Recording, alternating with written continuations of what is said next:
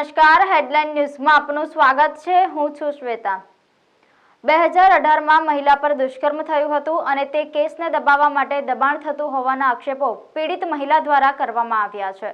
પાલનપુર તાલુકાના સેજલપુરા ગામની મહિલાએ એસપીને રજૂઆત કરી। પીડિત મહિલાએ રક્ષણની માંગણી કરી અને બદનક્ષીનો દાવો કરવાની પણ ચીમકી ઉચ્ચારી।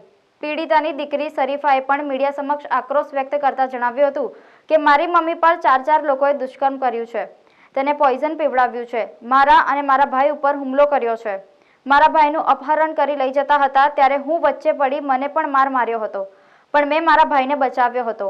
આ તમામ બાબતની પોલીસ ફરિયાદો થયેલ છે, છતાં અમને ન્યાય મળ્યો નથી। મારી માતાના દુષ્કર્મના આરોપીઓ અવારનવાર કેસ દબાવવા માટે ધમકીઓ આપે છે।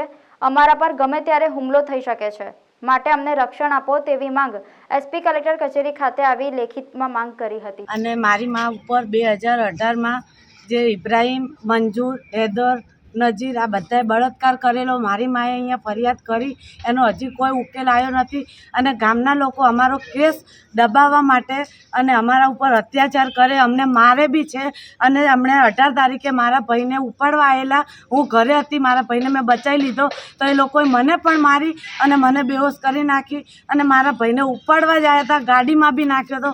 મારો દેવર આવી ગયો તો એ લોકોએ અમને બચાવી લીધા અને અમારા ઉપર આ લોકો ગામના એક તો અમને દબાણ કરે કે આ કેસ પાછો લઈ લો, નકર જાનથી મારી નાખીશું એવી ધમકીઓ આપે અને અમે કેસ પાછો નથી લેતા। અમે એમના સામે લડવા માંગીએ છીએ, અમે ન્યાય માંગીએ છીએ તો ઉપરથી અમારા ઉપર આ લોકો આક્ષેપો નાખે છે કે તમે લોકો ખંડણી ઉઘરાવો, આવા અમને સબૂત કરીને આપે, નકર હું ન્યાય માંગીશ અને કોર્ટમાં લડીશ કે અમે ક્યાં ખંડણી ઉઘરાઈ સેજલપુરામાં, એવું અમારે ન્યાય જોઈએ અને મારા સબૂત જોઈએ, નકર હું કેસ કરીશ, હજી હું કેસ કરીશ, મારા ન્યાય ખાतिर લડીશ હું કેસ કરીશ। એસપી સાહેબની ઓફિસે નિવેદન દેવા માટે આવી હતી અને મારા છોકરા ઉપર ને મારા પર ખતરો છે અને જ્યાં અમારા ઉપર ગામજનોએ આવી અને અમારું ખોટી બદનામી કરી છે એ લુકી ટોળકી એવું પણ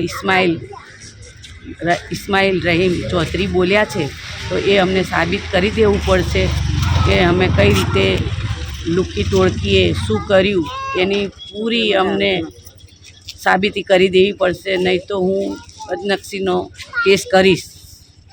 અને આ સારું ને એ લોકો મને 4-5 જણા સમાધાન કરાવવા માટે બળજબરીપૂર્વક અમદાવાદ લઈ ગયેલા 22/6/2023ના દિવસે બળજબરી તરીકે મને ઉપાડીને લઈ ગયેલા સમાધાન કરાવવા માટે।